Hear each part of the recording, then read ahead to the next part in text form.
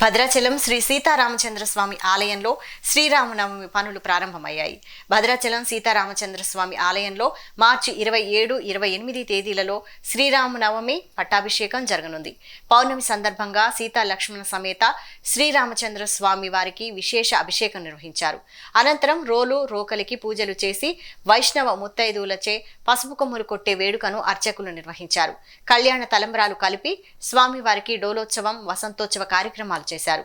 స్వామివారి కళ్యాణ తలంబ్రాలు కలిపేందుకు మహిళా భక్తులు పెద్ద సంఖ్యలో తరలివచ్చారు. ఈ కార్యక్రమంలో ఆలయ అర్చకులు, ఎమ్మెల్యే తెల్లం వెంకట్రావు, సర్పంచ్ పూనెం కృష్ణ, ఈవో దామోదర్రావు దంపతులు పాల్గొన్నారు.